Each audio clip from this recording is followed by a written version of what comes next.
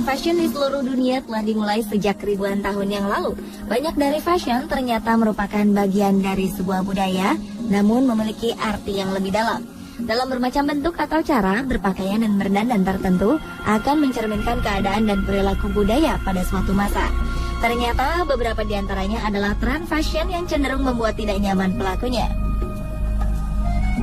Seperti apakah tren yang ternyata bagian dari budaya yang cenderung menyakitkan dan bahkan mematikan itu? Pemirsa, berikut fashion menyakitkan di masa lalu versi On The Spot.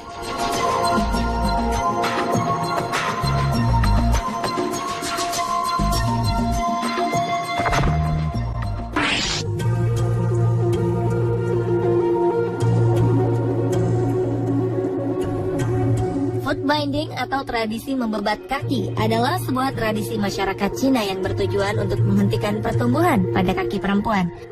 Budaya yang bertahan selama 1000 tahun ini dimulai sekitar abad ke-10, di mana umumnya hanya seorang putri dari kalangan bangsawanlah yang dapat melakukannya. Dahulu, masyarakat Cina menganggap bentuk kaki yang kecil dan mungil melambangkan sensualitas di mata para pria. Oleh karenanya, kaum perempuan seolah berlomba untuk memiliki bentuk kaki semungil mungkin. Namun sebenarnya, tradisi ini memberikan penderitaan besar bagi para perempuan Cina. Pemingkaran kaki biasanya dimulai sejak anak berumur antara 4-7 tahun. Proses pembebatan kaki ini biasanya dilakukan di musim dingin, agar rasa sakit dapat dikurangi karena pengaruh suhu yang membuat kaki mati rasa. Hasil pembebatan berupa bentuk kaki yang mungil dengan ukuran antara 7 hingga 9 cm akan didapat setelah 2 tahun lamanya.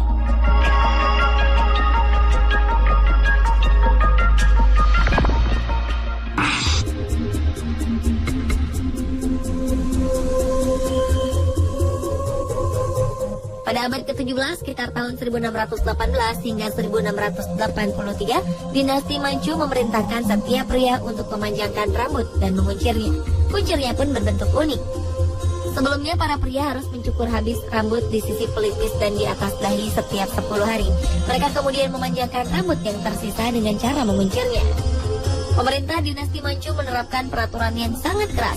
Mereka mengancam siapapun yang tidak mau memanjangkan rambut dan menguncirnya dengan hukuman mati. Tak heran, para pria yang ingin berambut pendek harus hidup jauh dari perkotaan dan bersembunyi di hutan demi bentuk rambutnya itu. Barulah pada 1912 setelah keruntuhan dinasti Qing, peraturan ini dihapuskan.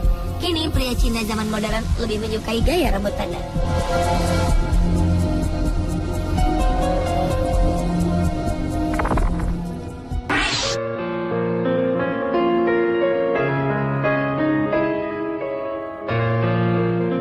Selanjutnya adalah crinoline, tren busana wanita Eropa di tahun 1700-an.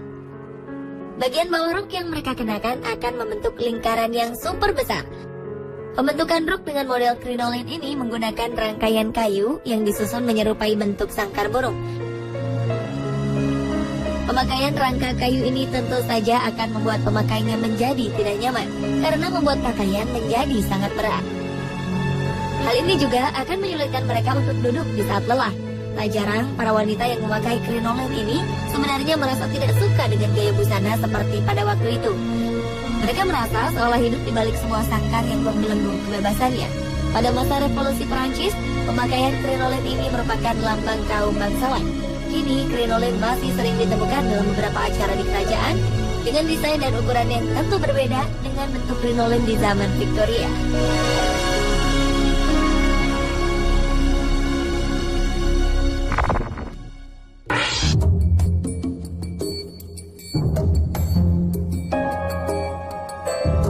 Lip plate adalah sebuah tradisi budaya suku Mursi di Ethiopia, di mana bibir para wanita memiliki bentuk yang tak lazim. Dalam budaya suku Mursi, tingkat kecantikan kaum perempuan biasanya ditentukan dari besarnya bentuk bibir mereka. Semakin lebar bibir yang mereka punya, maka akan terlihat semakin cantik di mata pria. Karena pandangan ini, banyak wanita berusaha sekuat tenaga untuk melebarkan bibirnya. Mereka menggunakan sebuah piring yang terbuat dari tanah liat yang diameternya dapat mencapai 20 cm. Biasanya pelebaran bibir ini mulai dilakukan saat memasuki usia 18 tahun menjelang waktu pernikahan mereka. Sekitar 6 hingga 12 bulan sebelum pernikahan digelar, bibir sang gadis akan disayat oleh ibunya. Setelah itu, sebuah pasak kayu akan diletakkan untuk membuat bibir tetap terbuka hingga lukanya mengering. 2-3 minggu kemudian, pasak kayu itu akan diganti dengan piring dari tanah liat.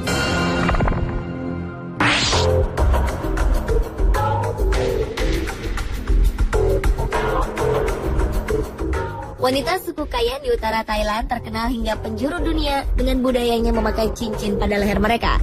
Karena itu, tak heran jika julukan leher panjang atau leher jerapah pun melekat pada wanita-wanita suku Kayan ini. Wanita yang memakai cincin terbanyak akan sangat disukai. Oleh karena itu, tak jarang di antara mereka akan berusaha memakaikan cincin ini di leher anak-anak mereka sejak usia 5 tahun. Di usia dewasa, tak jarang wanita suku Kayan dapat memakai 25 cincin leher dengan panjang mencapai 25 cm. Konon, seorang wanita Kayan akan mengalami patah leher jika cincin yang menyangganya dilepaskan. Tak jarang leher mereka akan lunglai karena menahan beban kepala yang begitu berat. Selain karena proses perenggangan antar ruas tulang, pemanjangan leher ini pun terjadi karena pergeseran posisi bahu ke arah bawah akibat tekanan yang diberikan cincin, yang beratnya dapat mencapai 2,5 kg.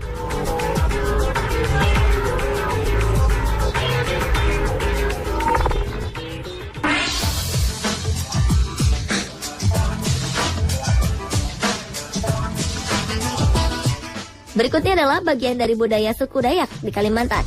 Para wanita di sana memiliki telinga yang panjang.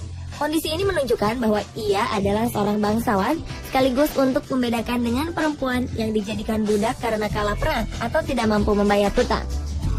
Proses pemanjangan ini kebanyakan dimulai sejak bayi baru lahir. Pada telinga mereka akan diberi lubang dan pemberat agar daun telinga menjadi lentur dan memanjang. Agar daun telinga menjadi lebih panjang, biasanya pemberat berupa logam berbentuk lingkaran gelang atau berbentuk gasing ukuran kecil. Dengan pemberat ini, daun telinga akan terus memanjang hingga beberapa sentimeter. Tidak ada yang tahu pasti kapan tradisi memanjangkan telinga ini dimulai. Namun sayang, kekayaan budaya ini kini semakin ditinggalkan dan nyaris punah. Adapun mereka yang masih memiliki telinga panjang kini telah berusia setidaknya 60 tahun.